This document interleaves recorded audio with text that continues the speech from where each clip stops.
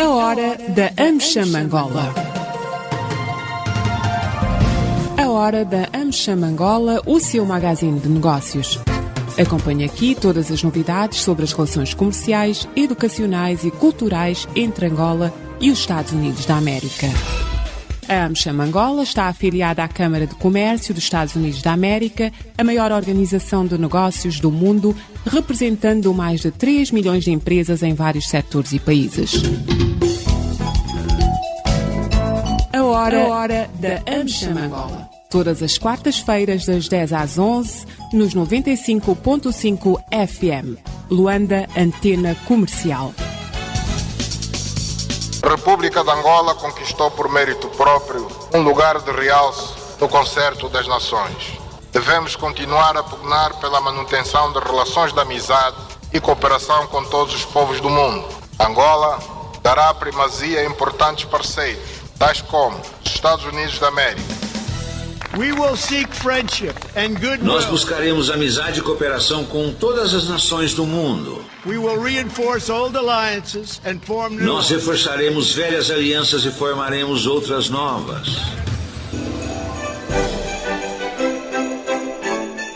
Desejar um ano novo próspero e boas saídas para 2020. Eu gostaria de endereçar algumas palavras de simpatia àquelas famílias que perderam seus entes queridos em 2020, especialmente aqueles que foram vítimas desse vírus maldito que é o Covid-19. Meus sentimentos pesados e simpatias com essas famílias. E desejar um feliz ano novo para todo mundo.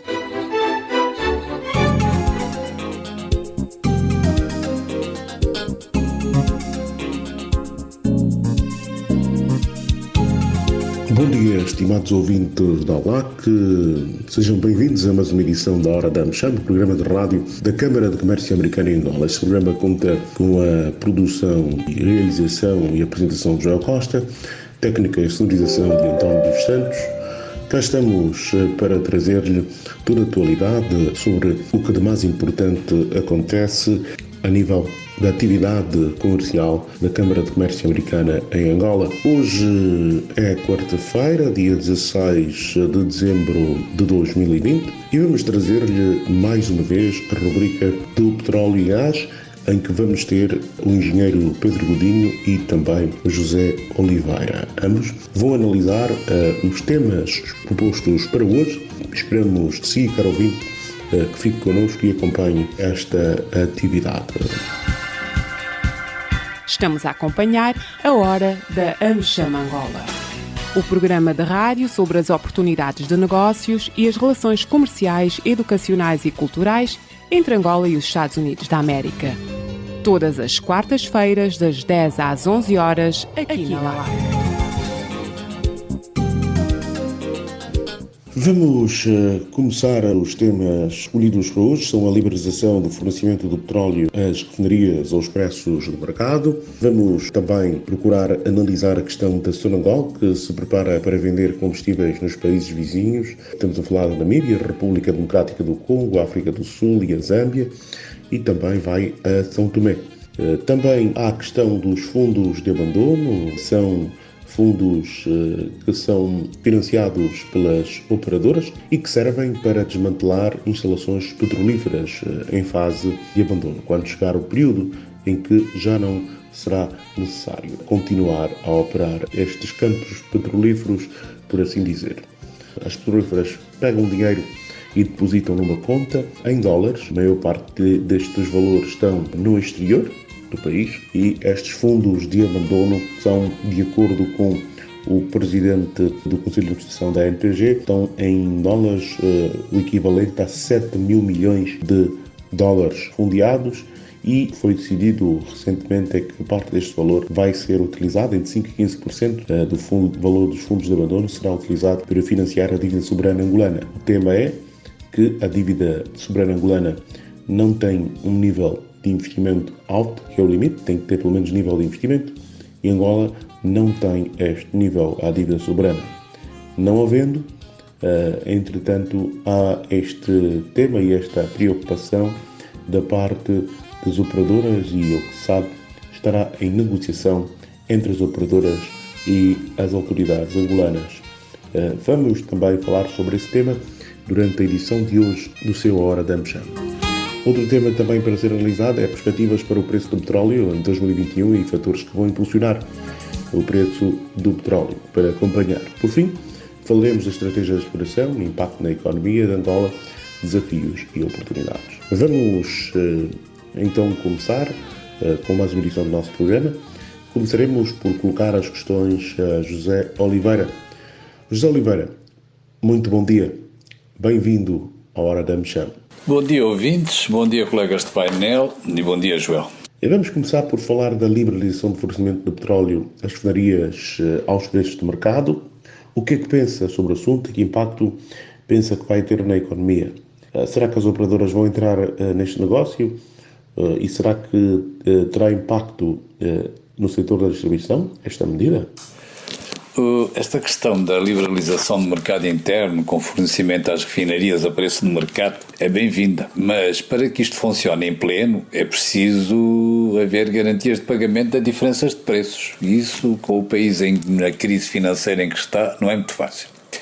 De maneira que, enquanto não estiver garantido que as diferenças de preços são pagas às companhias, seja ela a Sonangol, sejam as companhias, nós já temos cá duas companhias estrangeiras a atuar, a Pumangol e a Total. Quanto a esta diferença de preços, portanto, não estiver garantida, o seu pagamento imediato, num curto espaço de tempo, semanas, um mês, vai ser muito complicado isto funcionar. Agora, é importante ter-se tomado estas decisões, enfim, com o tempo penso que se vai trabalhar para que ela possa ser aplicada. Alguma vez este país tem de trabalhar com preços reais no mercado interno, perdemos muito tempo, enfim, podíamos estar mais próximos, vai demorar, mas vamos ter de lá chegar, porque não há dinheiro para subsidiar, cada vez há menos dinheiro para subsidiar combustíveis e os gastos diminuíram muito, mas ainda são muito grandes. Há um aspecto que é muito importante, esta decisão, porque daqui a 2-3 anos nós vamos ter produção onshore e se calhar alguma à volta de Luanda.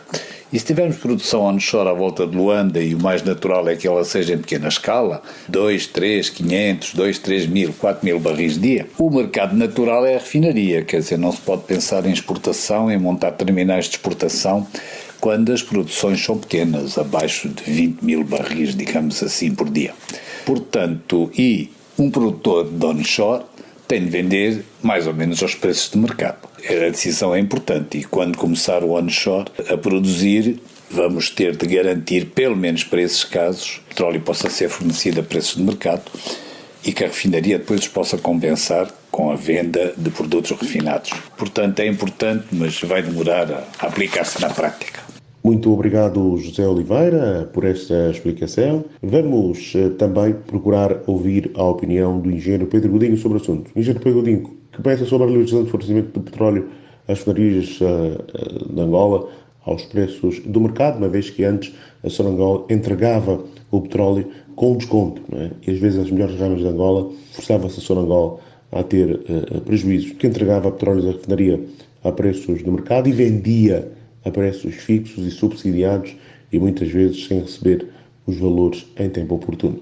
Mas o que pensa desta medida e que impacto pode ter na economia? Bom dia, Joel. Bom dia, rádio ouvintes de LAC. Um especial bom dia para os ouvintes, para os membros da AmCham Angola. O que eu posso dizer é o seguinte.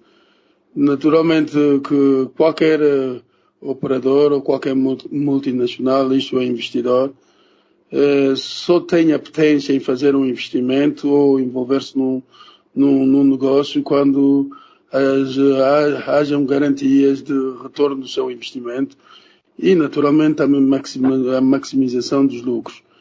Portanto, tendo em conta os operadores que estão presentes no mercado nacional, eu acredito que todos eles deverão ter o compromisso inicialmente com os seus respectivos governos, pode ser, muito embora não sejam vinculativos, mas de uma forma geral o que acontece é que esses operadores operarem em várias partes do mundo, o que acontece é que eles têm que olhar inicialmente para a FREB ou os aspectos ligados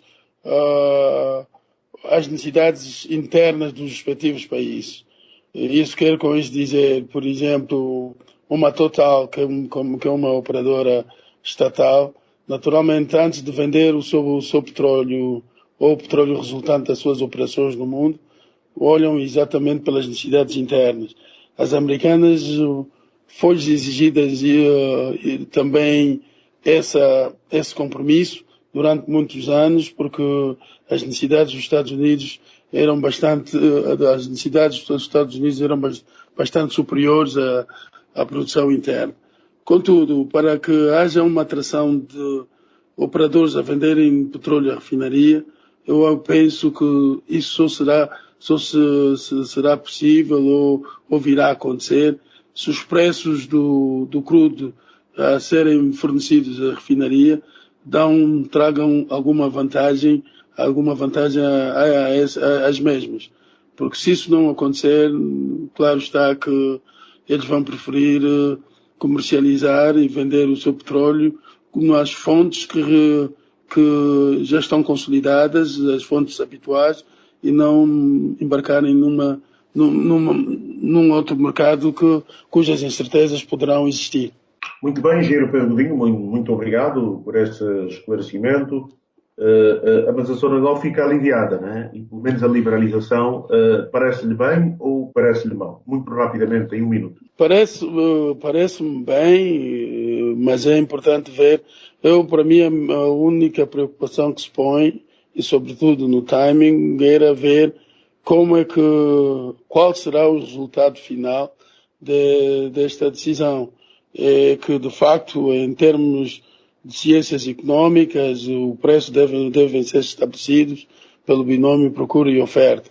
Mas hoje em dia, com o Kwanza completamente desvalorizado diante do dólar, há uma razão de 650 Kwanzas o dólar.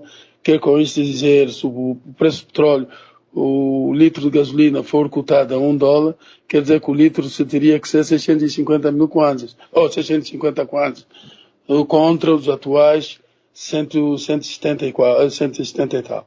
Portanto, isso iria pesar muito nos bolsos dos cidadãos que já têm os cintos completamente apertados, se calhar muitos dos cintos estão no seu último furo, e sobretudo aqueles que fazem uso dos transportes públicos.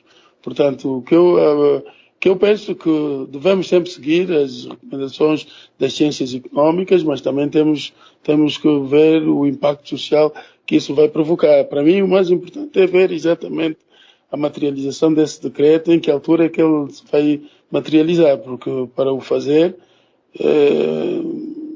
há duas possibilidades.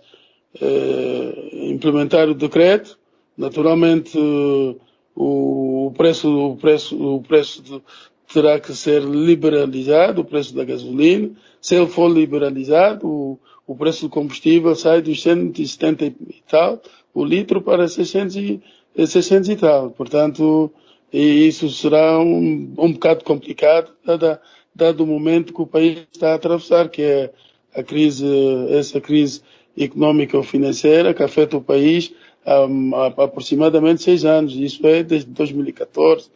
Estamos a caminhar para o 7º ano.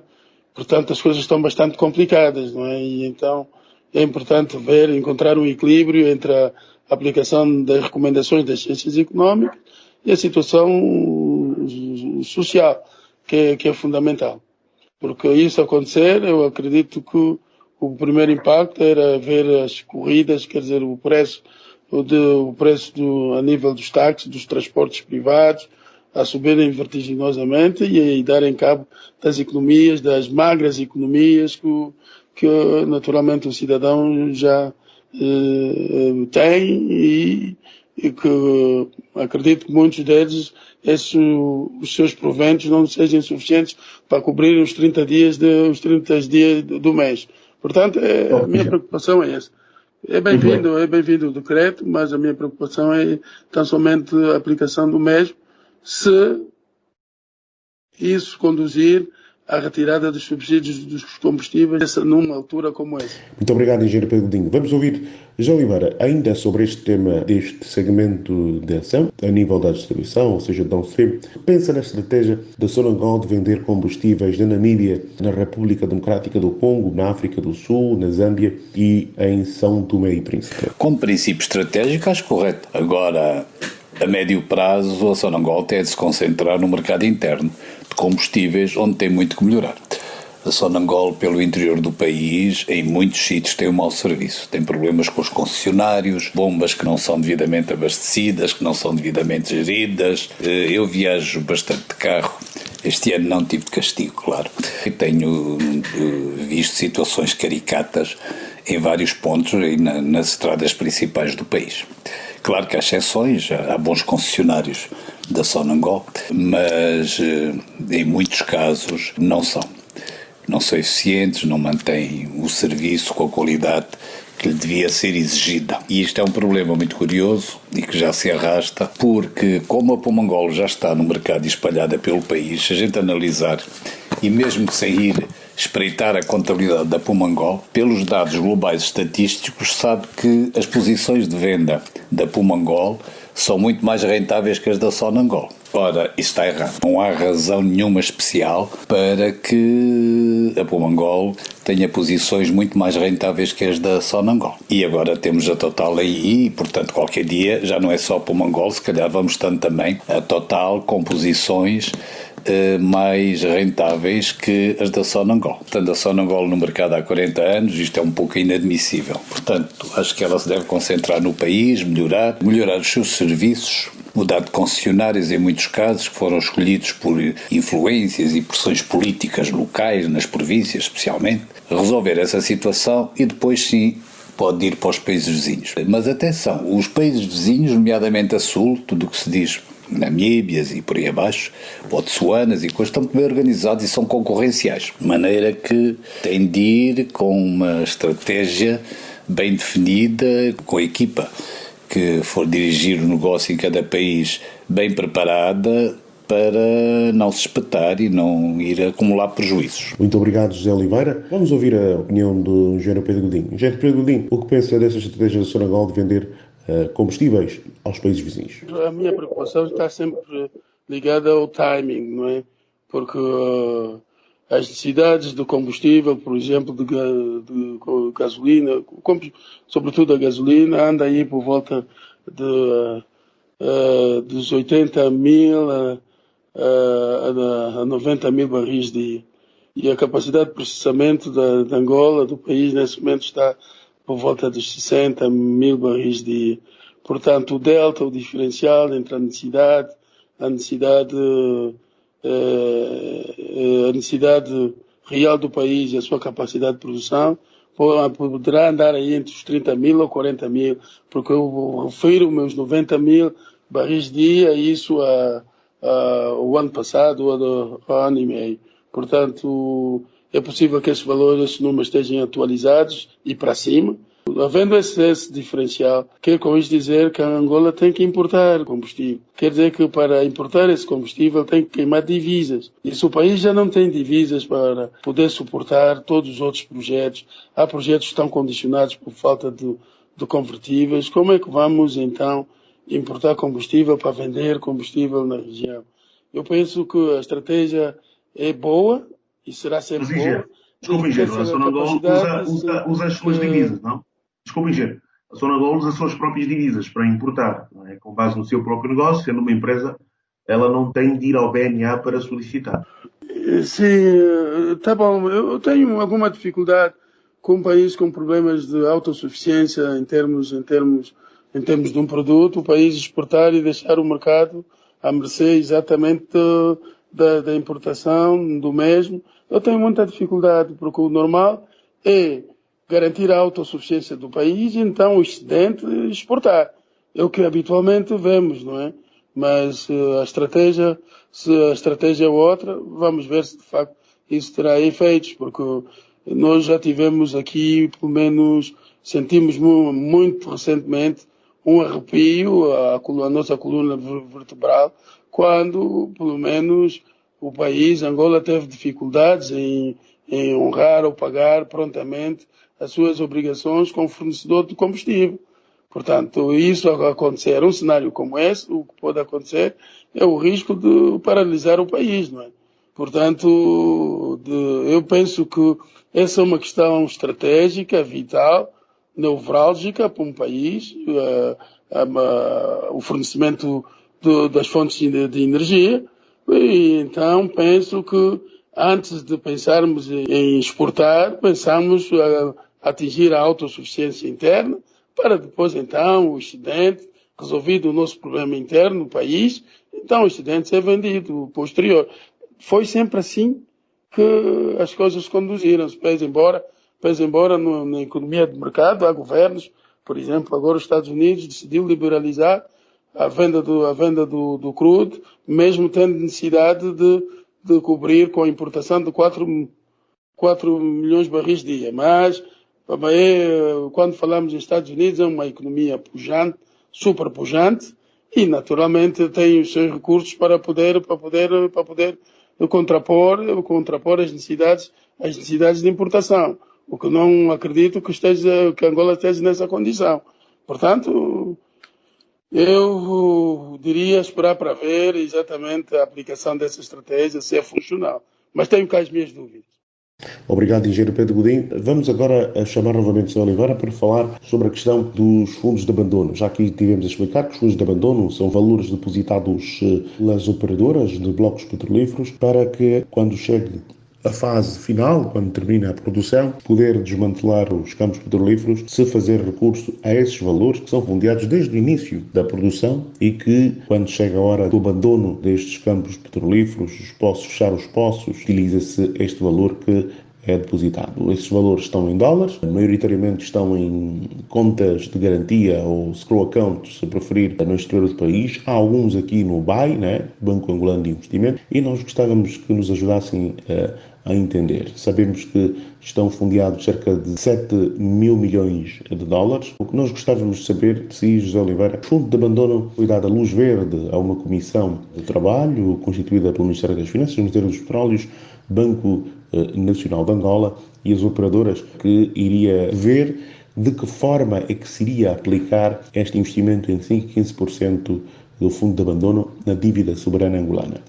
Bem, aqui o tema que se coloca é justamente este. É permitido que o fundo invista apenas em produtos com nível de rating elevado, dado pelas agências de notação financeira. Todos os produtos que foram definidos, o nível de investimento devia ser elevado. Angola tem um nível de investimento muito menor. O que nós gostávamos efetivamente de saber e de ouvir aqui a opinião dos membros do painel, esta decisão de colocar 5% e 15% na dívida soberana angolana, ou seja, eurobonds, que tem que ser em dólares ou euros, como diz a lei, é uma estratégia interessante. Mas gostávamos de ouvir da parte de ambos o que pensam sobre essa estratégia, embora o decreto admita que a Comissão de Trabalhos que ia regulamentar este investimento foi criada em 2018, agora em finais de 2020, somente agora em finais de 2020, foram autorizados a assinar o regulamento de investimento em dívida soberana que está a ser negociado ainda. Ainda não se conhece o regulamento, mas será que as operadoras estão desconfortáveis com isso, Sr. Oliveira? Esta questão do fundo de abandono, que agora foi aprovado, investir 5 a 15% na dívida soberana, em relação ao país é útil. Agora, isto vai dar muitas voltas ainda. Primeiro, preciso conhecer o regulamento. O decreto diz que está aprovado o regulamento, mas entretanto acho que não foi publicado o regulamento, portanto é preciso conhecer o regulamento. Depois sabe-se que é preciso, se já não foi, é preciso negociar com os operadores. Os fundos de abandono obedecem a determinado número de princípios, portanto, e os operadores são corresponsáveis. De maneira que é preciso negociar com eles.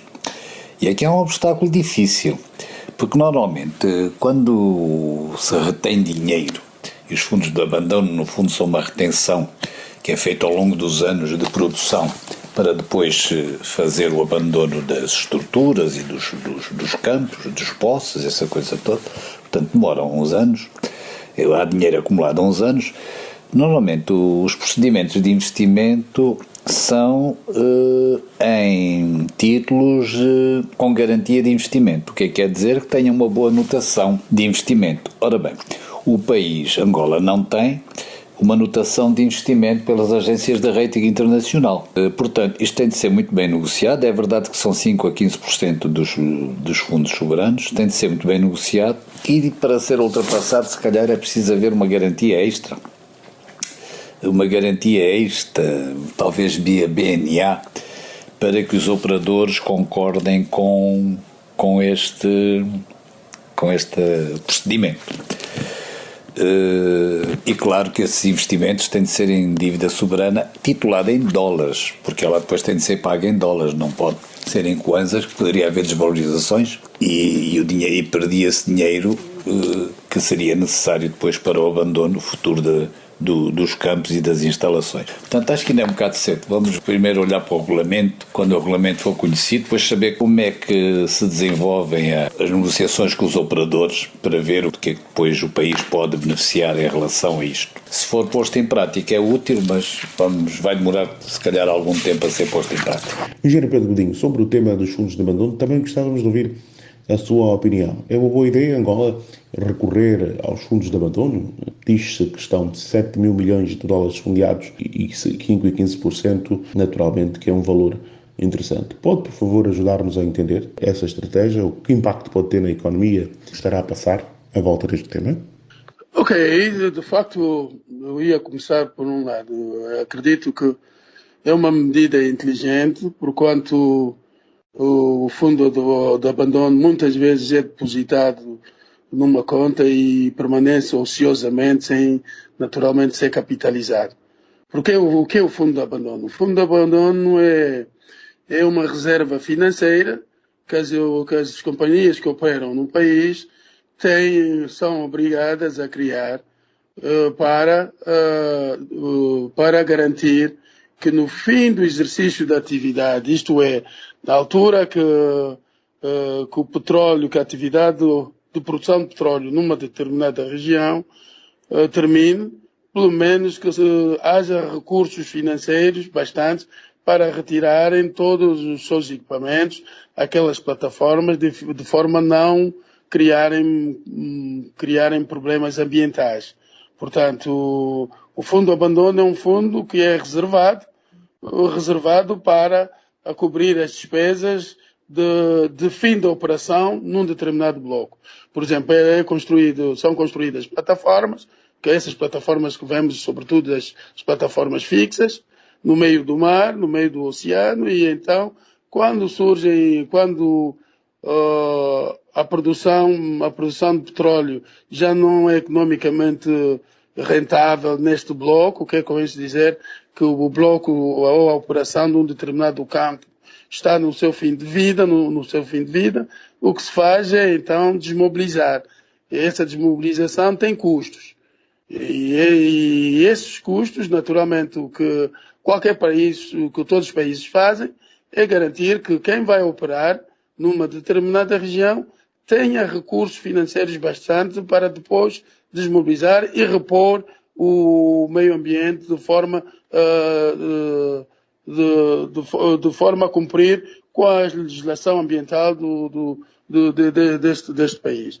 Então, para evitar-se que quando a operação de produção terminasse, evitar que o operador diga, olha, terminamos a operação e agora já não temos recursos nenhum para poder retirar exatamente os equipamentos que foram mobilizados ao quando do exercício da atividade. Então, normalmente esse dinheiro é depositado na conta do concessionário, no passado só na Angola, agora a NPG, que naturalmente vai ter como fiel depositário deste fundo. E quando esse fundo entra, naturalmente, na conta, tende a ter um caráter ocioso, que é com isso dizer, não se pode, por norma, não é?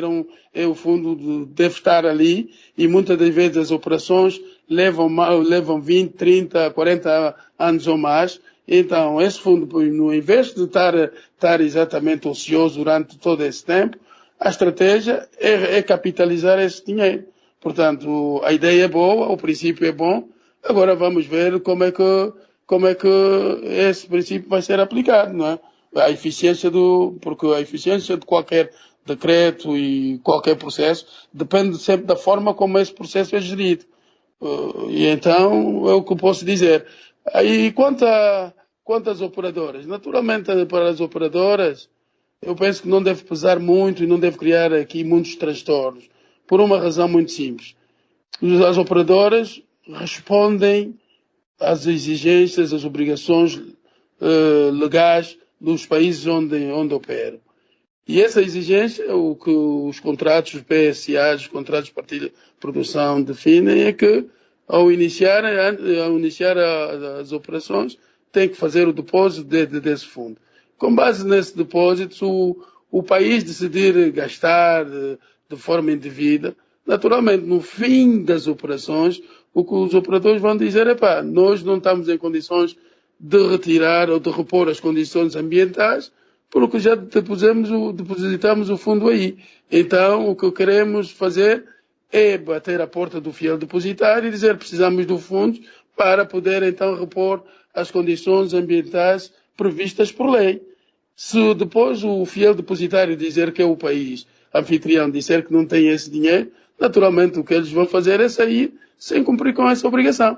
Que é com isso dizer que a concessionária depois é que terá que fazer em vez do operador. Portanto, penso que no lado dos operadores não deverá haver muita preocupação, porque em caso de incumprimento, em caso de falta de dinheiro ou o uso desses fundos para outros objetivos, caso faltem esses fundos, eles o que vão fazer é transferir a responsabilidade para o concessionário para executar a operação de desmobilização e desmantelamento dos equipamentos. Muito obrigado, engenheiro Pedro Godinho.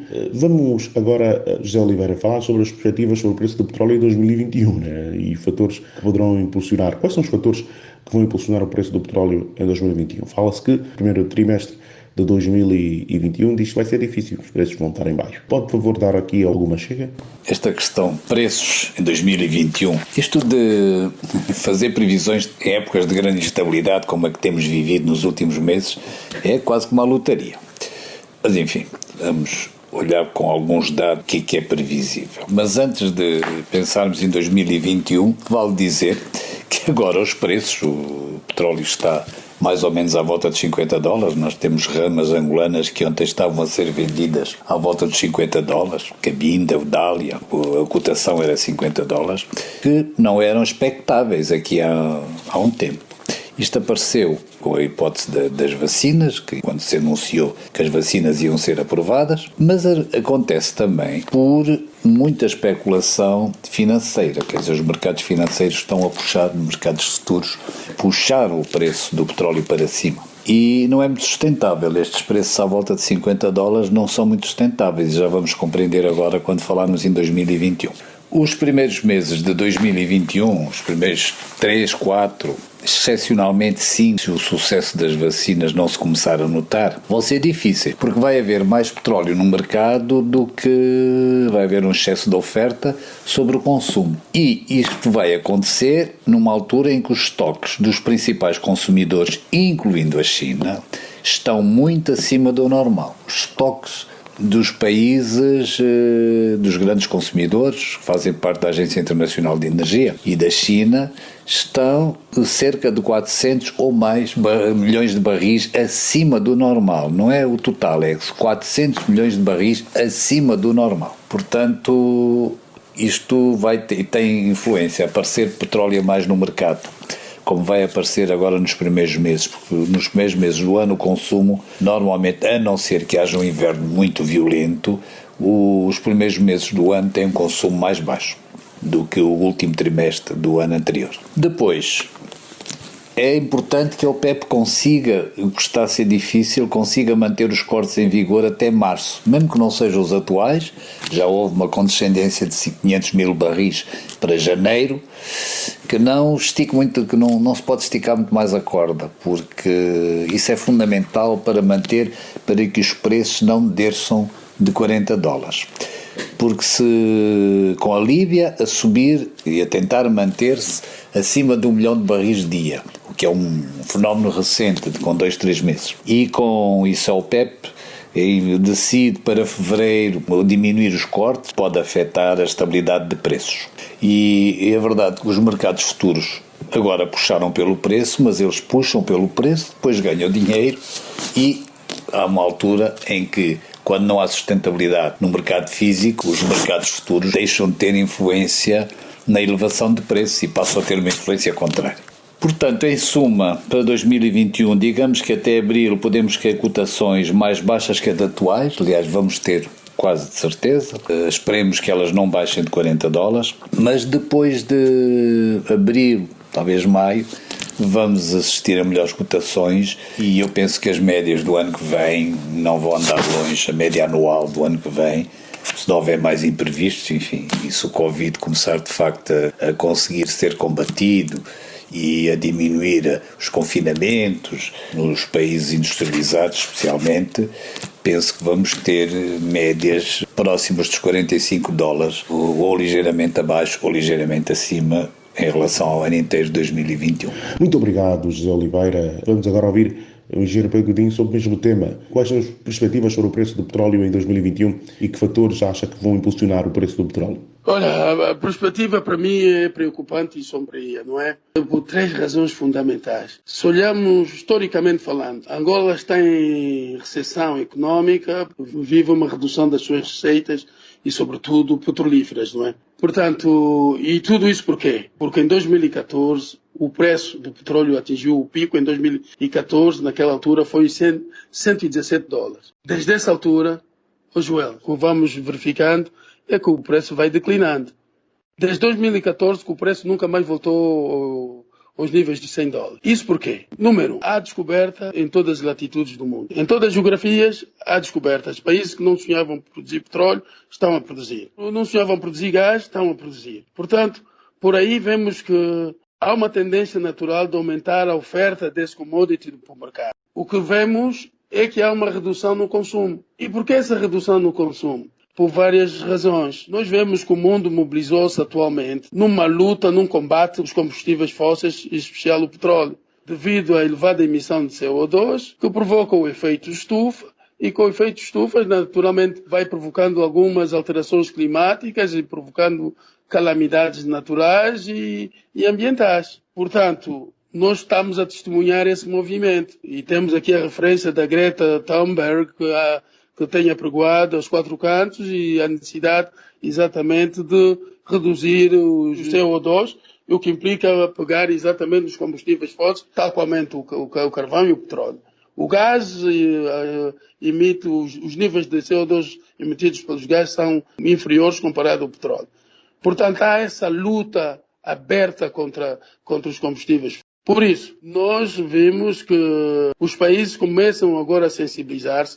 E agora, muito mais com a nomeação do presidente Joe Biden, criou-se uma grande esperança nesse capítulo, porque, naturalmente, o presidente cessante, o Donald Trump, decidiu retirar os Estados Unidos desse acordo, estando fora, defendia exatamente os lobbies, queriam perpetuar exatamente a era petróleo. As nações mobilizaram-se e temos agora aí 2 notícias que sustentam exatamente a nossa inquietação em relação ao petróleo. Porque a primeira é que, historicamente falando, de 117, ela continua a baixar e hoje estamos com alguma satisfação ver o preço a 50. Mas de uma instabilidade e de uma imprevisibilidade muito grande. Os países estão com confinamento, estão com muitas restrições, mas o que é certo é que essa recuperação de petróleo de 50 deve-se exatamente à notícia da vacina e a partir daí cria-se a expectativa que com a vacina as pessoas já vão poder circular mais e vai se consumir e porque os mercados internacionais e sobretudo as bolsas gerem expectativas, por um lado, e por outro lado os cortes da OPEP, porque a OPEP vai naturalmente, para assegurar essa situação, vai naturalmente ter que cortar mais e mais. Outra questão que também nos preocupa em relação à segunda questão que nos preocupa é que os mundos a serem mobilizados. Já temos aí a notícia que o Reino Unido, a Inglaterra, neste momento já proibiu o fabrico de viaturas movidas a gasolina e gasóleo a partir de 2030. Quer com isso dizer que na Inglaterra, a partir de 2030, vai deixar de haver carros a gasolina e gasóleos a circular.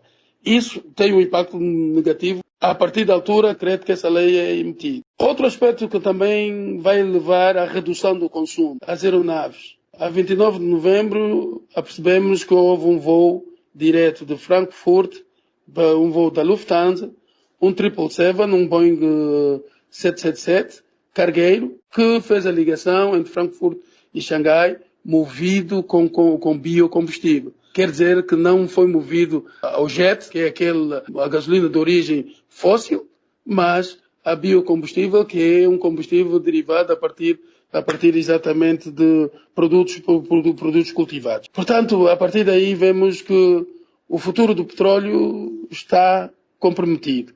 E agora, a crescer isso, com o novo presidente eleito, Joe Biden decidiu naturalmente nomear o ex-secretário de Estado John Kerry, liderar o processo do dossiê ambiental. O que se nota é que este processo da Revolução Verde vai tomar um novo fôlego, um novo impulso, porque John Kerry foi um elemento extremamente proativo na criação deste núcleo do Acordo de Paris, que reflete uma preocupação das Nações Unidas, que culminou com a mobilização de todos os países do mundo, sobretudo aqueles mais influentes, no sentido de criarem um programa de proteção ambiental ao planeta. Portanto, o presidente Trump decidiu retirar, Joe Biden decidiu agora criar um time que é extremamente forte e apoiante dessa iniciativa. De tal forma que diz que a crise ambiental, a ameaça ambiental, pode ser comparada exatamente à segurança nacional dos Estados Unidos.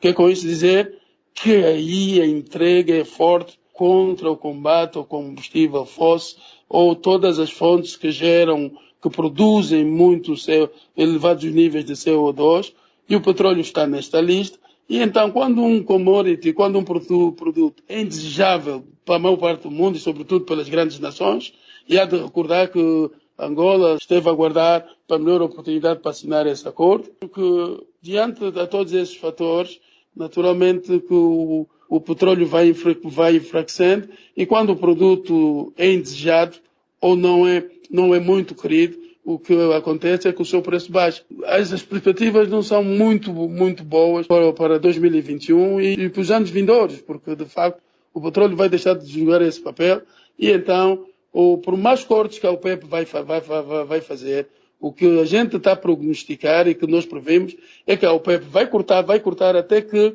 os 13 países que fazem parte dessa organização vão dizer, ao continuarmos a cortar, vai tornar-se insustentável para as nossas economias, como já começou a acontecer. O Equador saiu, o Qatar saiu em 2019, o Equador saiu em janeiro deste ano, exatamente porque as medidas de cortes já tornavam insustentáveis a coexistência com as necessidades das suas respectivas economias. E por essa razão, isso vai acontecer mais tarde ou mais cedo, e acredito até que poderá ser o fim da OPEP e o fim da era petróleo, e ali então o petróleo ser comercializado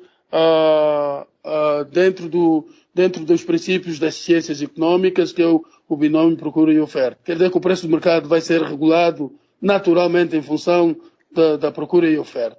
Portanto, o que eu posso dizer é que, diante de todos esses fatores já mencionados, é que a perspectiva dos preços de petróleo para 2021 são preocupantes e sombrias.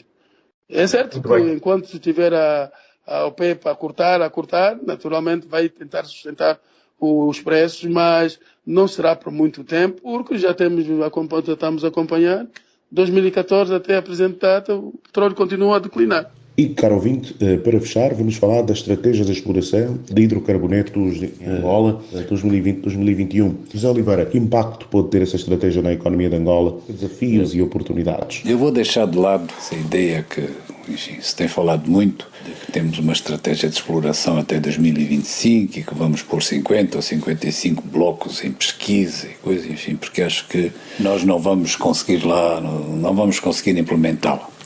As condições internacionais em relação ao petróleo não estão muito favoráveis para isso. Agora, apesar disso, e apesar de todos os condicionalismos mundiais que se estão a passar no mundo petrolífero, Angola está numa boa posição em relação à exploração.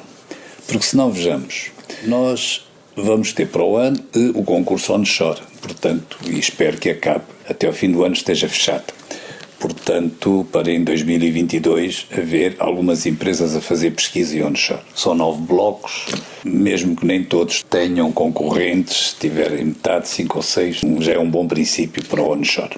Depois, mas vamos ter muito mais blocos em pesquisa. No NAMIB nós vamos ter para o ano 6 blocos em pesquisa. Já temos companhias a trabalhar em 5 blocos, se calhar vamos ter mais um, que é a Sonangol. Nós temos a Exxon a trabalhar na bacia do NAMIB já, nos trabalhos preliminares de pesquisa.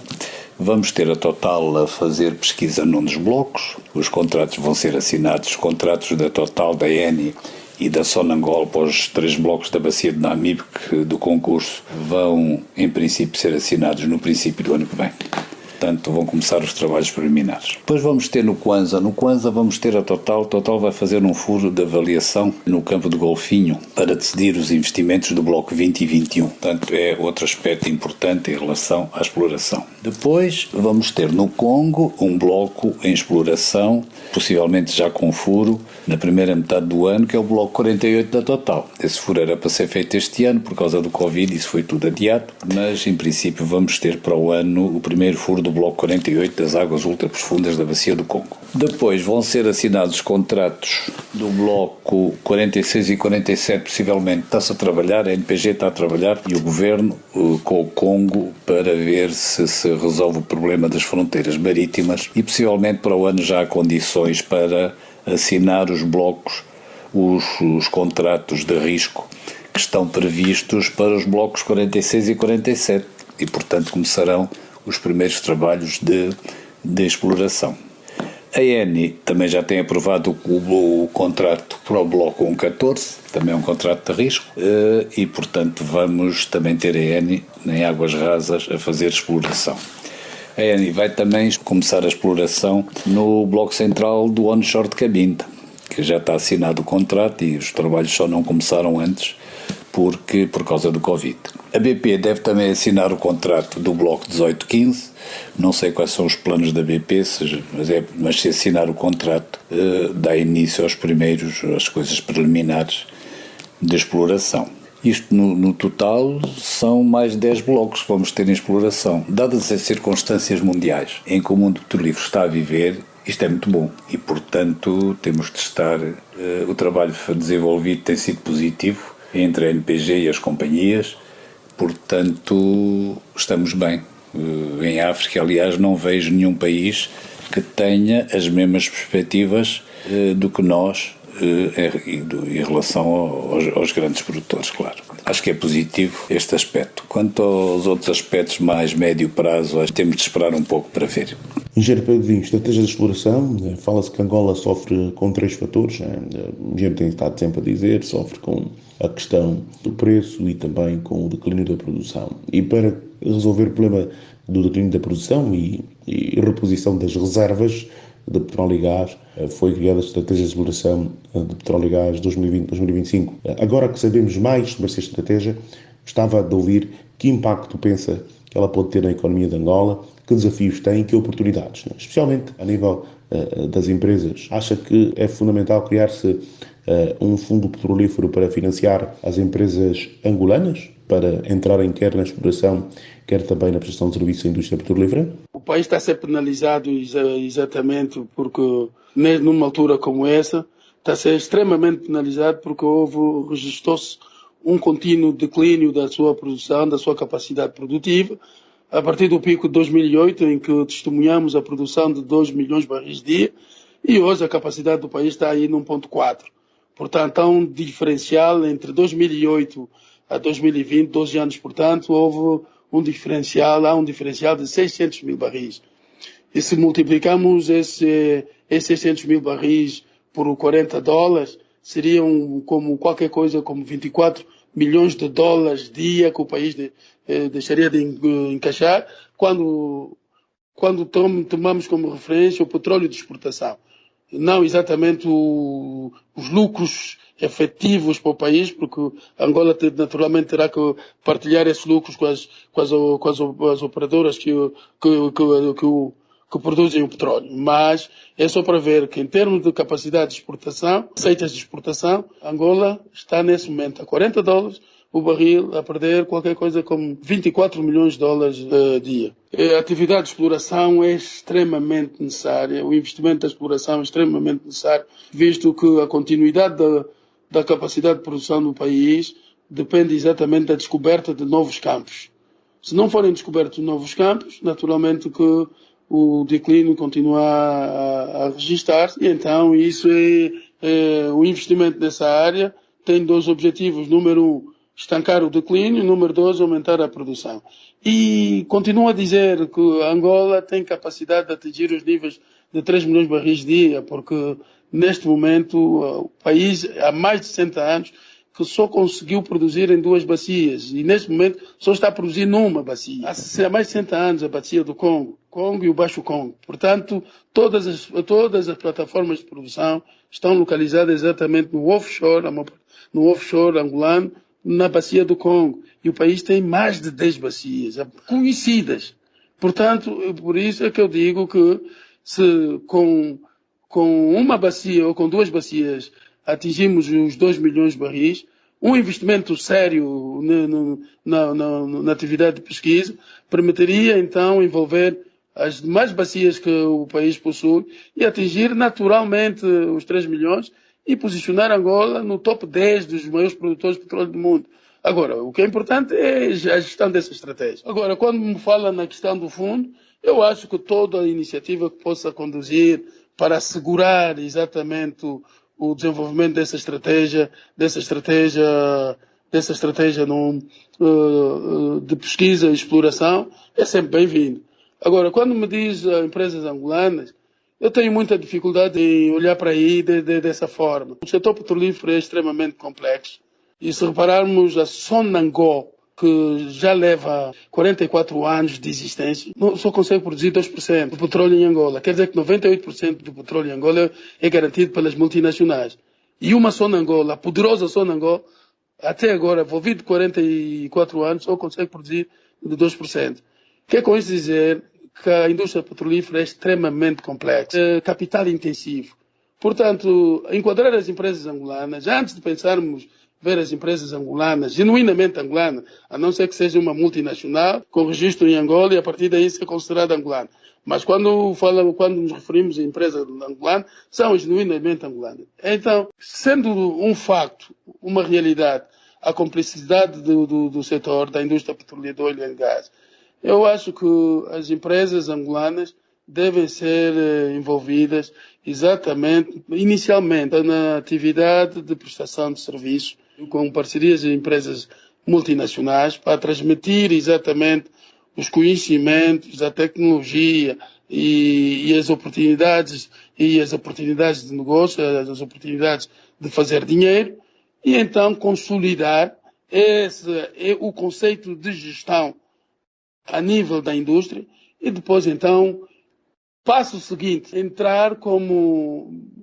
participar exatamente nos blocos, nas licitações dos blocos, quando tiver a tal sustentação financeira, adquirida a partir das parcerias que venha fazendo com multinacionais, e naturalmente ganha algum arcabouço financeiro, e com essa capacidade financeira poder entrar como membro de um grupo empreiteiro, de um bloco, e sobretudo no onshore, cujos custos, cujos investimentos são extremamente baixos e, naturalmente, ao alcance das empresas angolanas numa fase embrionária, uma mesmo já consolidada.